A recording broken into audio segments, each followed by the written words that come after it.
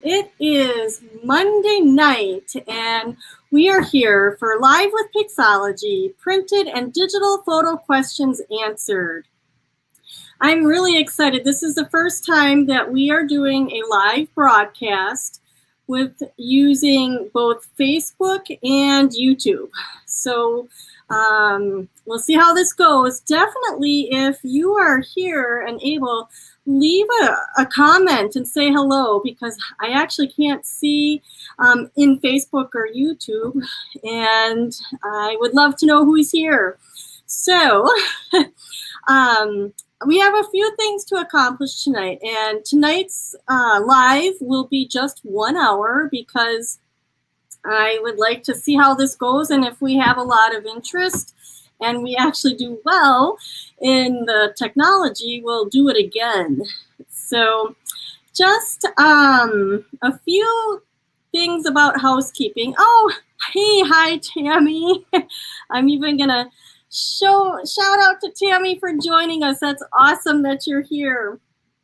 And Tammy is one of my dear long friends. She's watched Pixologie before it was even a gleam in our eyes. So thanks so much for being here. Now, a couple things about housekeeping for this, okay? First of all, my name is Mollie Bartelt, and I am the owner of Pixologie and a photo estate planner. I have helped people organize pictures for the last 8 years here at Pixologie, and I guess we've organized probably millions of pictures, both printed and digital. So we know a few things, and we want to try to help answer your questions.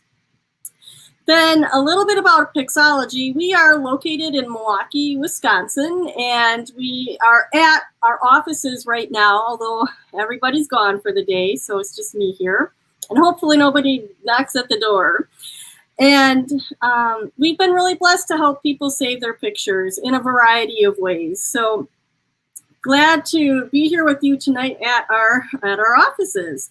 Then, if you do have a question here, definitely post it in your comments in Facebook or in YouTube. That's how I'll be alerted that you have the question. So it will potentially require you to sign in if you're not signed in your account.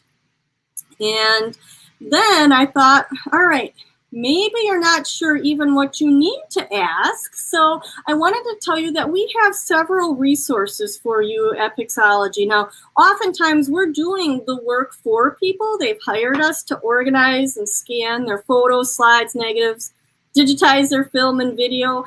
And then other times we just want to learn how to do it. You want to know how to do it yourself. So I've got many resources for you. The first resource that I hope many of you are aware of is our YouTube page. And I'm going to just share it with you here because I want you to just take a look at it. And let's see if this technology works. Oh, hey, there it is. That is our YouTube page. And if you haven't subscribed, you might want to. We are uploading videos routinely. And I want to say hello to Kim. She's joined us tonight. It's great to have you here too. Thanks so much for saying hello. I am so excited. Kim is our project manager here at Pixologie, and she's on the journey too of saving her photos. So we have, now this is our first resource for people to go right to YouTube and watch a video and subscribe if you like. This area here, digital photo management options, which photo organizing program is the best, is really just a wealth of information. So I'm going to probably talk a little bit about that in a second. The second resource that we have is pixologieinc.com. It is our website, and we have a blog with many questions answered there and just different topics that you might have you might find useful. So you definitely, check out our website, pixologieinc.com. And let's see, let me just type that in here in in the chat box that I have, and then we'll see if you guys get that. I think it did post to Facebook and to YouTube, so you have that. Then the third resource for those of you who like to read is I do have books on Amazon, and how to make a memorable photo book, tackling your digital photo mess for Windows, and creating your photo estate. There's a couple others, and I would definitely invite you to check that out. You can even download them on your Kindle if you like. So those are the three resources I can think of off the top of my head. We also have a Pix Journey group in Facebook.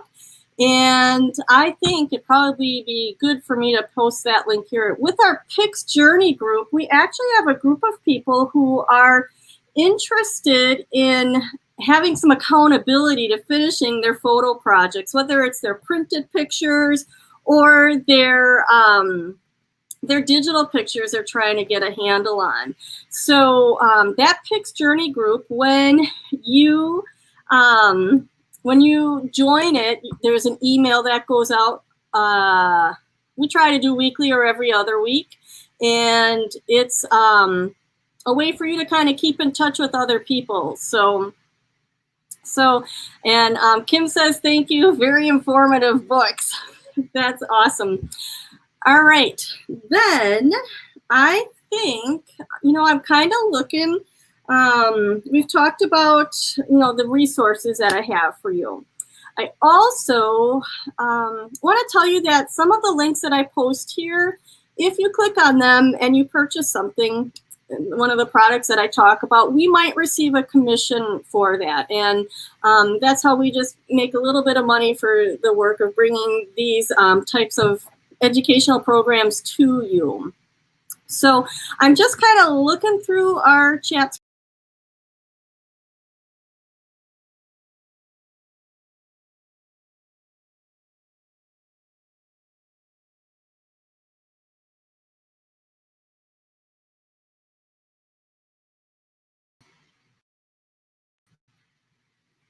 All right, that was my bad. I think I clicked on something that took me away from the screen, so I have to not be so click happy. I don't see any questions right off of the bat in our group. Does anyone have one they want to post? Or I do have a couple that have come up recently. So I just thought I would see if we have any questions. And maybe I'll just start off with a couple things that I like to talk about with people when they are coming here with a photo mess, whether it's the printed or digital pictures. There's three things that I think are really helpful to keep in mind. The first thing is, I really like for people to consider having one digital home for all their photos. So whenever someone asks me a question, I'm kind of thinking about, answering it in a way that leads us to one digital home. All your pictures in one place. So, your photos that you might have on DVDs or jump drives or camera cards, they need to come off there and be in a digital home. That those little devices don't count as a home. We can lose them, they can break or fail. So we want to bring pictures to one digital home. And usually that's going to be a program on your computer. Maybe in a few more years, it's going to be something like a cloud solution. But for now, more people are still thinking about having a digital home on their computer. And when I reference those, programs, and I'm just going to go back here. Here we have using Windows File Explorer or Mylio, Google Photos, or SmugMug. Those are just a few of the options that you could choose from, but you need to pick one digital home. And when you pick one digital home, it allows you to have more control over your pictures, back it up, and easily make sure that you can find a photo when you need it versus trying to think, all right, is it on my phone? Is it on my camera card? Or, where is it? So one digital home is really good. Then when you pick that digital home, whatever software program or, Windows File Explorer might be your digital home. You need to use it routinely. You need to use it routinely because that's how we remember what we were doing. It's how we remember to use the tips and tricks to work with the program or work with your pictures in it. And it also makes it more enjoyable when you can feel successful. You're going to keep up with your digital pictures that you're currently taking when you choose a digital home and you use it routinely. So it's really important that you enjoy using whatever it is you choose for your pictures. All right, so one digital home and use it routinely. Then you want to have two backups, one in the house and one outside of the house. So that your outside of the house could be a cloud-based backup. The one inside of the house, so you maybe have your copy on your computer if you're still using one, and then a copy on an external hard drive. So you have the original on the computer, the external hard drive, and ideally an outside of the house backup in the cloud, or perhaps another external hard drive in a safe deposit box, or with a family member. I'm hoping that makes sense. And if you need to understand a little bit more about the one digital home, I would definitely recommend going to our YouTube channel and watching the choices that are out there. And I review at least 10 of them. I'm kind of working my way through the list. So, but my favorite ones are out there. And I am going to, I'm going to just show you the one program that I really like if you want a software program on your computer that's independent of your phone. And that is a program called Mollie. And I'll just show you, I'm just going to show you a quick screenshot of this because it's a program that there is a little bit of a learning curve to it. But imagine looking at all of your photos. Right now we're in the calendar view. And then I could go to the people view where the program has actually done some facial recognition. I have added a couple names for a demonstration. And then I have folders. And it's a very powerful program. And I like visually looking at my pictures this way. So Mollie is one option. And if you're interested in Mollie, you can, let me just get to the private chat, go to their website and actually, I'm going to just type it in here and then give you their website. And then there's a code. They have a free version that works for most people, up to 25,000 photos. And Tammy did just ask, are they free? Sometimes there are free programs and sometimes not so much. Mollie is free up to 25,000 photos. And if you like it, it's a program that has a annual subscription, which is frustrating, but that seems to be the way people are going now, is to have an annual subscription. So Mollie is one solution, and this allows you, and I'll just, I could just kind of go and show you, there are a dashboard and you can look at your devices and it'll show you the other devices connected, and there's an external hard drive there. So there is a learning curve, but it allows for backup in the house, outside of the house, and more.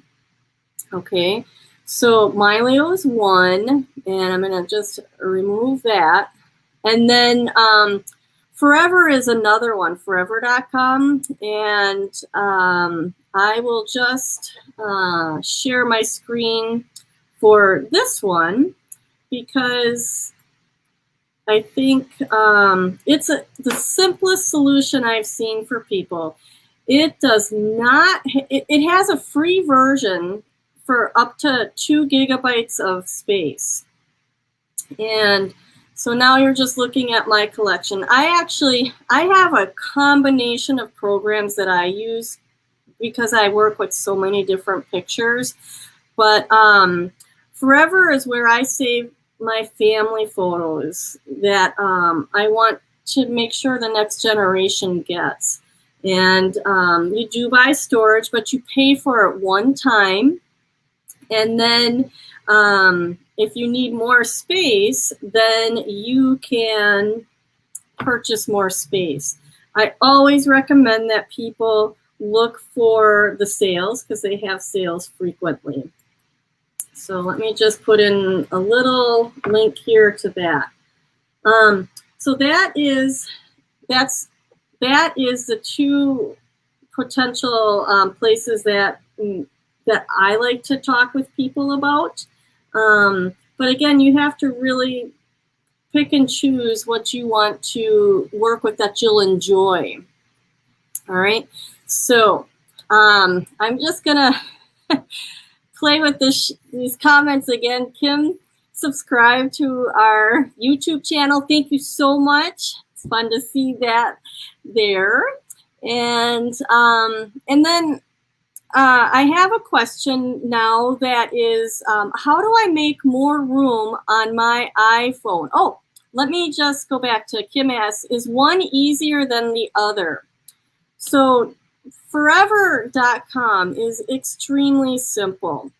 And I say that, and still some of our clients, they're learning how to use it. But I find Forever very simple. Forever, you do need to make sure it's cloud-based storage. So you do need to make sure that you have a full copy of your photos in your house. Now, the company has three backup data centers around the country, and I feel really secure about that. But if you don't have access to the internet, you won't be able to work with your pictures. Mylio, on the other hand, because it's installed on your computer, you would have access to your pictures. And Mylio actually installs on your computer and your phone. So there is a learning curve with it. However, with Mylio, I've been hearing, and I definitely told some of the product team that there needs to be a beginner version of it because it is a little more difficult to get up to speed with it. So so I would say Mylio is a little more complicated, but it's much more powerful, and it has facial recognition. Forever does not have facial recognition, but it will soon. So it's a couple pieces of information about both of the programs. It really comes down to, what are you going to enjoy using? Because we want you to use your program routinely, right? So let's turn that off. And now I will just go on to the question, how do I make more room on my iPhone for photos? So whether you're working with an iPhone, which is what I have, or an Android phone, sometimes you run out of space. And how you handle that can vary. I've noticed that some people, when they're running out of room on their iPhone for pictures, they will just purchase iCloud storage, which is about 99 cents a month for 50 gigabytes. And that's a lot of space in iCloud. That means you're turning the optimized photos on your iPhone, and then the originals are being stored in iCloud, and your photos just got a thumbnail version. And it does open up space on the phone. So one solution for making more space on your iPhone is to get iCloud storage, and then and then optimize your pictures on your iPhone. And you can do that by, I am just going to my settings. Let's see. And then I am going to Photos. So I have to find the Photos app. And then I have Optimize Phone Storage checked. All right. This is frustrating for me because when I connect my phone to my computer, so if you're a Mac user, your iPhone and your Mac work very well together with the Photos app. If you're set up correctly, your pictures on your phone feed into your Photos app on your computer. But for PC users, it's a little more challenging because Apple doesn't really work very nicely with PCs. So what I've done, I have connected my iPhone to a PC, and I'm going to just share what this looks like. So first of all, I'm in my Pictures folder, and this is just a demo file. And you can see I have a few folders and then some loose pictures. I'm actually, because I've connected my iPhone to my computer, I can see in this PC my iPhone. And when I click on it, there's my phone, and it's getting pretty full there. When I click on it, oh, it says it's empty. Well, that's not fun, and it just closed on me. So let's go back and, oh, okay. Connecting the phone, and we're going to try sharing this again. Share screen, and let's find ya.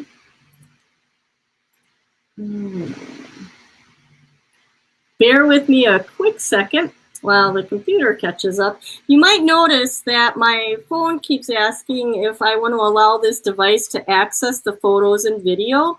You're going to have to click that. So I have it connected to my PC, which is in a swirling circle moment. And this is, I hope this helps you know that this technology gets to us as well. We're waiting for our computer to catch up with ourselves. And that happens more often than I'd like to say. So I am thinking, let's just see, what is the problem? I think it's the whole computer here is just pausing. So some people might have noticed when you connect your Apple phone to a PC and you've clicked allow the Apple phone to be seen by your PC, you will not see your pictures. You might see your phone, but then you don't see the actual folder like I showed you. Sometimes I have had to download iTunes from the Microsoft Store, and it then will see your iPhone. And I actually did have to do that with this computer, is download iTunes, because Apple just really wants to be involved, I think, with all your computer devices. So let's try this again. Share screen, window, file, explorer, share. All right, we're back up here. So now my Apple iPhone is there, and the storage is there, and of course it's empty. And that's what's happening. I think it's, if I don't move my phone, let's do allow, and then try this one. If this doesn't work, then I'll move on, because I don't want to keep you struggling with me.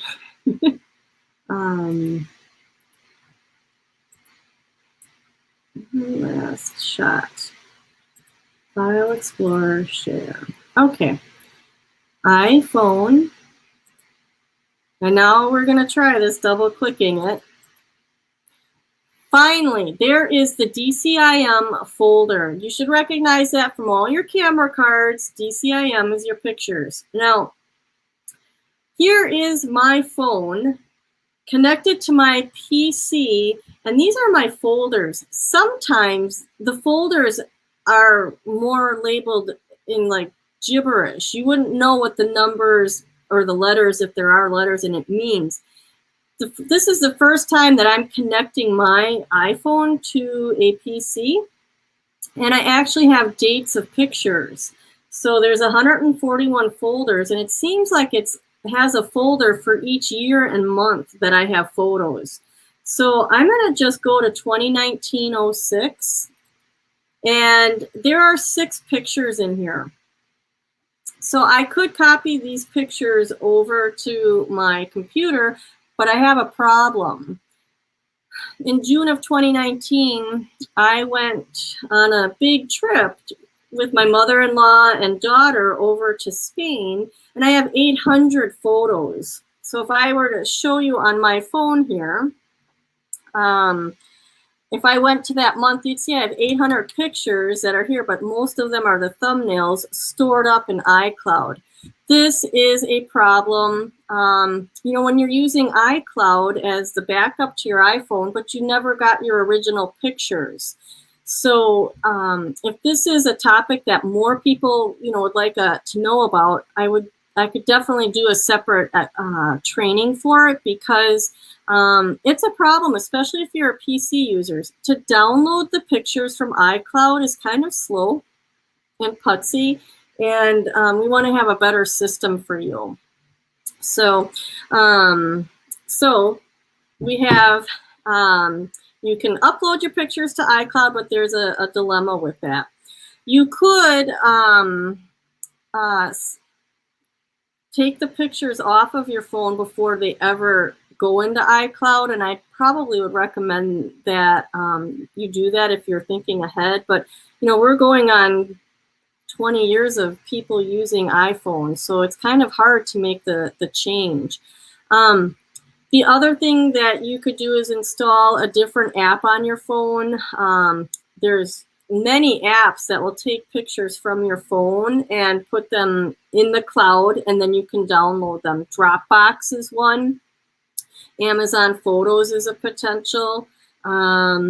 Forever, you can upload the pictures as well. So the question was, and I lost the actual question showing there. The question was, how do I get more room on my phone?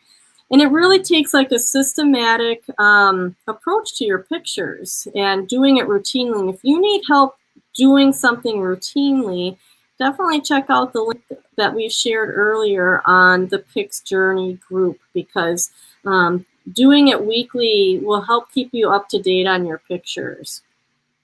Okay, so up to the phone is a big challenge, and I feel like I could do better, but I think if you go to the choosing a digital photo management solution, that is something that is really necessary for you to actually choose where you're going to save your pictures. And One Digital Home really is a big decision what you're going to do there. Okay, next we have someone who received slides from my mom, who has a bunch of carousels. What do you do with slides? Let's see if I have. Sometimes people don't have slides; they have boxes of slides. I mean, I have seen. This is an old case that housed slides. We have seen every kind of slide holder. And often when people have slides, they don't just have like 10, they have hundreds and even more. And very often a lot of the slides are of landscapes. They are of big crowds where you don't know who is talking, or excuse me, there are big crowds or people you don't know who are in it. And you don't need to save them. So if you can find a way to weed through slides, we definitely recommend that you cull through the slides. All right, because it'll save time and possibly money for you. A couple ways to do this is you can bring up your phone like your Word pad, and then just make a new screen, and then hold your slide up here as a light to view it with the magnifying glass. That could help you reduce the amount of slides that you need. And then sort them in categories. So often your slide carousels will actually be labeled. So let's say it's a 1964 trip to Yellowstone. You could group the ones you want to keep, especially the ones with people in it and a few with the signs, and group them 1964 Yellowstone, and put them in a batch, and just do that with all of your slides. You have to kind of be methodical and persistent, especially if you have a lot. We had one client who had 3,000 slides, and they really, were able to save some money by culling through and getting rid of the landscape scenes.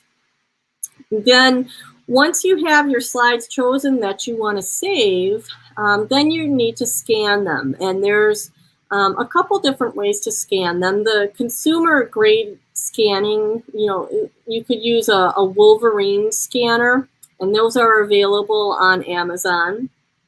And they're slow, but you can feed a tray of slides of 4 through a scanner, and it'll produce a picture, a JPEG, which will allow you to get at least a 5x7 and maybe an 8x10 printed if you want. And that would work. They're only 150, maybe. There's some price ranges in what you look at, but I've seen people use Wolverines and be happy. If you want to avoid, and when you use a Wolverine, the slide goes in, and then you hit the scan button, and the digital picture is saved to a camera card that you would take to your computer. When you get it to the computer, then you want to put the slides, the digitized slides, in your one photo home for your one digital photo home. All right. If you just don't have the time or the desire to do the scanning yourself, there is we scan slides, and we're really meticulous about cleaning the slide, blowing the dust off, and removing dust and dirt and scratches, and the slides look really nice. And so once they're scanned, then you store the digital files, and maybe you'd like to get some of them printed or a photo book made. You can work with them the same way as with any other digital picture. And it's not necessary to get a photo print of all of them. And we have had that happen. One of our clients sent in 500 slides, and he wanted a print of each of them. So, and he didn't want the digital file. You always want the digital files. So don't ever let, another provider who might be digitizing slides give you a slideshow without the individual pictures. That is, the slideshow it would be really hard to separate all the pictures out of that. You want to make sure wherever you get your slides digitized that they come back as individual JPEGs, at least. So hopefully that answers the question about slides. All right, let's see, do we have any other questions floating out there? If you feel free to post a comment wherever you are, and we can do that. I also, oh, and Kim says thank you. Great ideas. Thank you. This is a new format for me to not have a prepared presentation. So I'm definitely open to any comments or thoughts that people have on if this is helpful.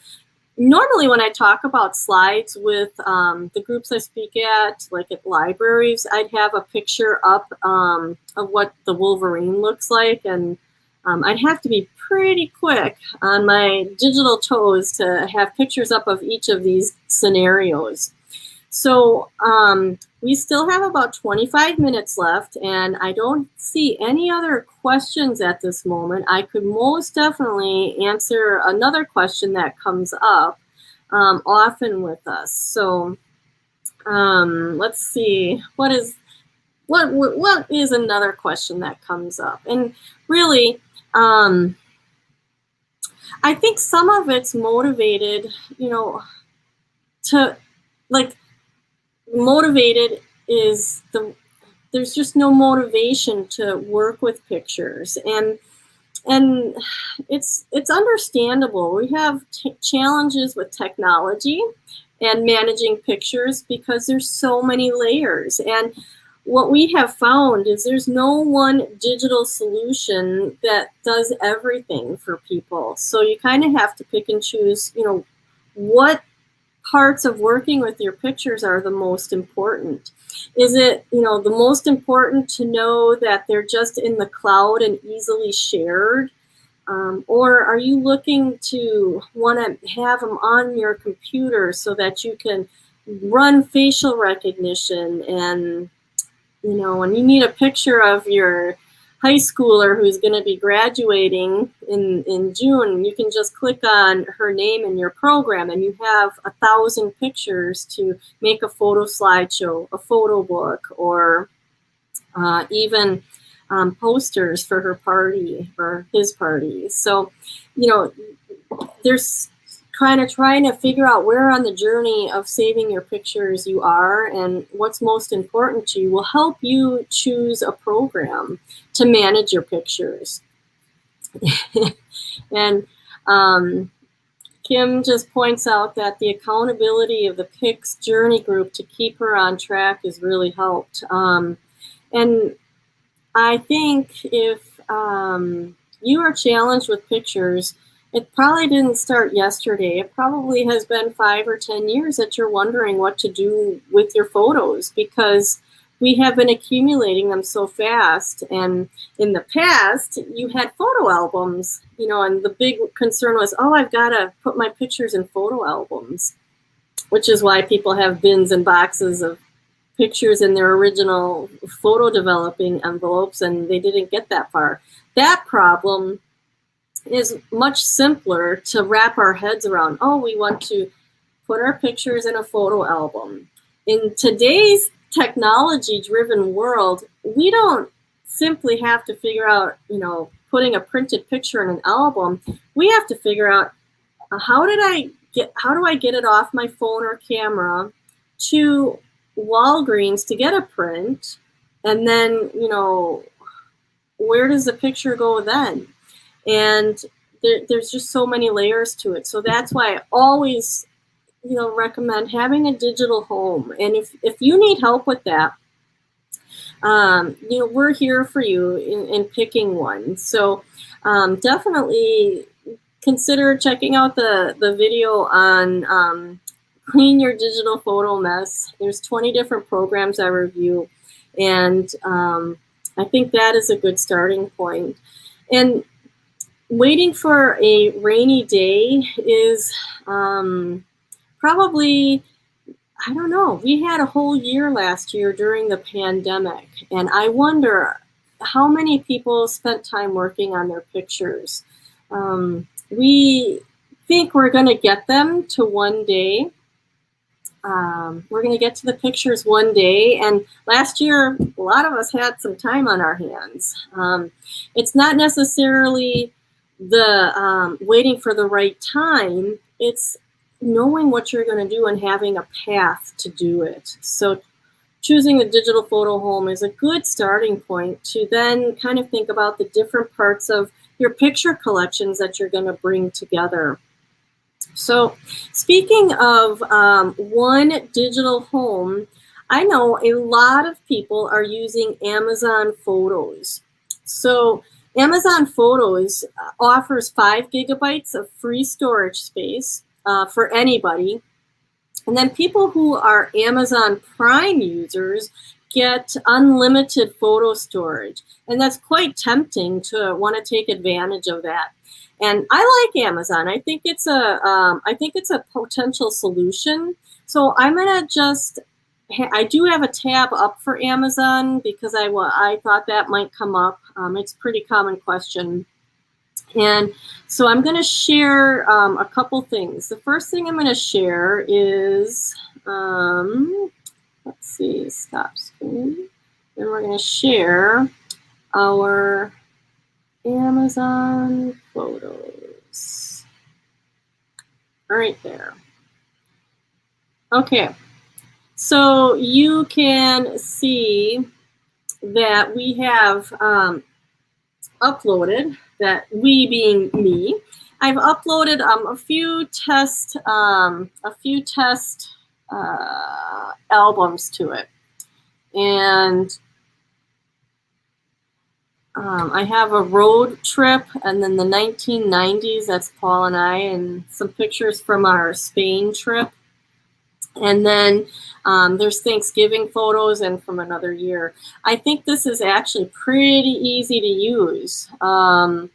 When you are looking in the main screen, you have your photos, which shows you everything.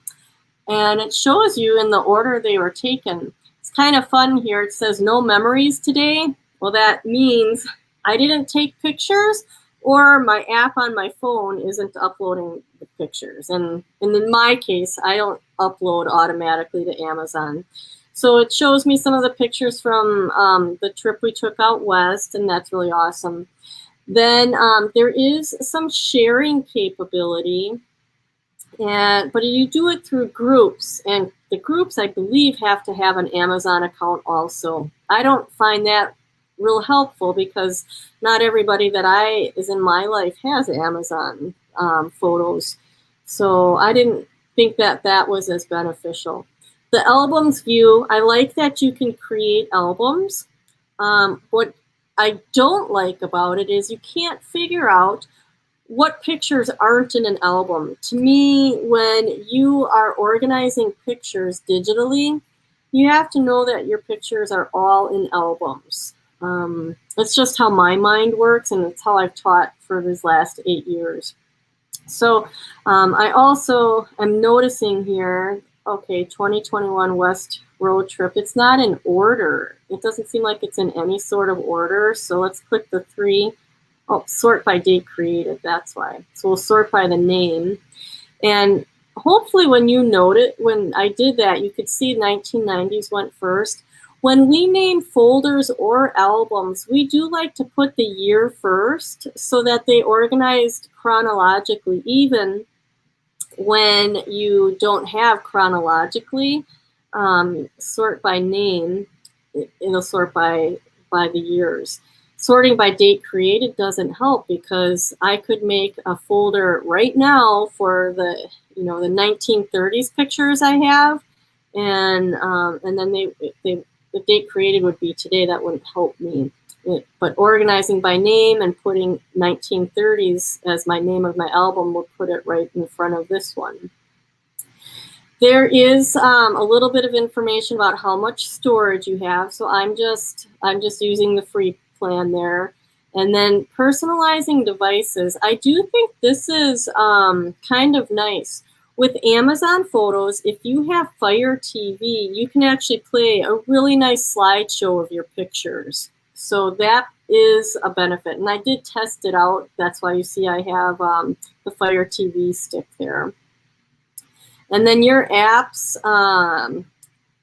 you can have the Amazon Photos app on your phone as well as on your computer.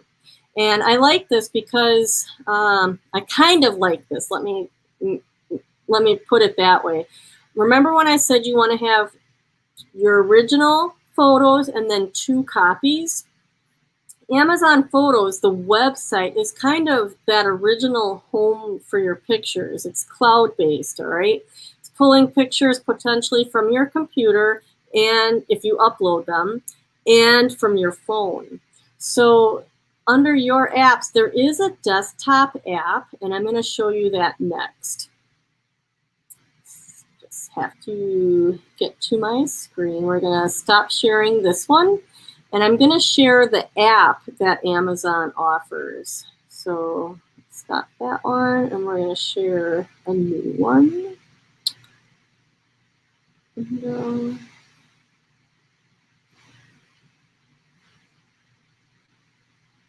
share. This app I had to download, and I'm going to tell you it's not very much fun to look at, but it does give me my 5 gigabytes. You know, that's my plan. It tells me 364 pictures are backed up. If I click on this link, it takes me to the it takes me to Amazon Photos website, and so I'm not going to click on it. It also is telling me that I have 17 videos, and for whatever reason, it's telling me I have one photo in 1818. So I have one picture from early on and one photo from 90. You know, it's just showing me how many pictures I have. That's not fun at all to look at. I know if I click on the calendar, it will launch me to the website. It's also showing me what I recently uploaded. And this is where I could also upload pictures. I could drag and drop them here. I could also have done the upload on the website. So you have a couple ways to do those things. All right. Now on the side here, there is this backup. And when you click that, it's looking for a folder on your computer to back it up to Amazon Photos. I can see people getting confused with how this works. The last thing that I do like is this icon with the cloud and the arrow pointing down. That is the download so from the website. So if I click on download, now I can actually choose to download an album. And there are the albums that I have. So if I really keep good track of what I've uploaded to Amazon and I want to have the backup in my home, I could do that. It's funny though, because it just becomes a folder in your download. So you still have to manage them on your computer. I'm going to cancel this and just click download again. There's also this download folders, and this is related to if you've uploaded pictures to Amazon Drive. And I think consumers could get confused with this. So I see a question here. I said that I don't upload daily to Amazon. Is that because they automatically go to the cloud? I don't upload to Amazon because I find this interface too cumbersome to work with. And, you know, if I'm going to work with my pictures, I actually like to work with them on my computer and not in the cloud. So Amazon Photos, and I could go right back to that website. Amazon Photos doesn't have facial recognition, and it doesn't allow you to download metadata changes. So I don't think it's as robust as what I would like to use. If other people are choosing Amazon Photos for their one digital home and they're using it regularly and routinely and they understand, you know, where their pictures are, I think it's a good option. Amazon Photos does allow you to make photo books and I think get prints. So that part works very nicely. So maybe one last share. I'll just go back to Amazon Photos and we'll look at that one last time. Stop screen share. Share screen. Amazon Photos. Share. So we're back in it, and then let's just say I wanted to take these pictures and order prints. When I click on there, you can see I can order prints, I can make photo gifts and photo books. I've never ordered a photo book from them, but it looks like they have pretty basic options for it. And so some people might want to have a little bit more creativity with Amazon. So I would never say that Amazon is my first choice, but if someone's using it routinely and they like it, it's free if you're a Prime member, and I think there's some value to that. So are they safe? There is, another question. I think anything that we are doing online, you have to worry about if they're going to be safe for the long run. Amazon clearly isn't going anywhere, but they can change their service terms, and some people might find that they don't like the new service terms, and then you have to figure out downloading all of them and finding a new digital home. So that would be one concern I have, but I don't think, I like to recommend that we always have a copy in the house on the computer, because if you don't have access to the internet, you don't have access to your photos. I think they're safe, as safe as any other online service, if we all keep our internet connection. So, all right, that was a lot about Amazon, and I know people really like it. And I think it's a great solution if people are wanting to take advantage of that Prime membership. If they ever unsubscribe from Prime, then they're going to have to figure out what to do with those pictures. So, all right. It is, we have just under 10 minutes left, and I'm thinking if there is any other questions out there, if you want to post. Otherwise, we're going to be close to wrapping up, and I would love to see if there's any other last questions, and if not, totally cool. In this format, you don't have to worry about speaking in front of everybody to ask your question, and we hope that this was a beneficial way to hear about different questions that other people have about printed and digital photo organization. So just to kind of wrap up, unless I see another question, we have the three resources besides this type of broadcast. We have the YouTube page of Pixologie, and then we have the website, pixologieinc.com, and we have the books on Amazon.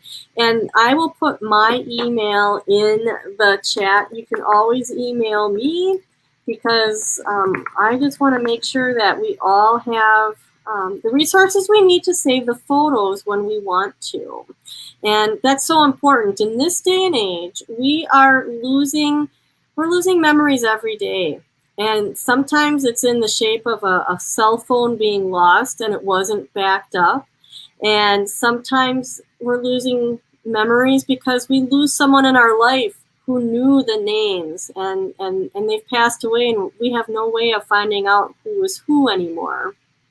And sometimes, we're just losing memories because we don't take the time to enjoy the ones that we've made together.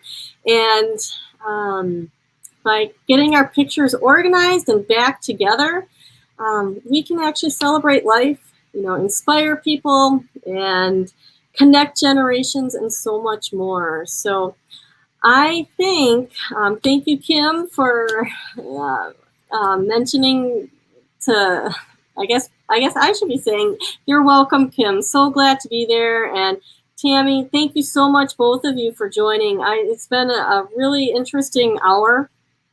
And I'm learning all of this technology new, and I really feel like we could help make a difference in people being able to save the most important moments of their life so they can enjoy and share and celebrate and pass them on to the next generation.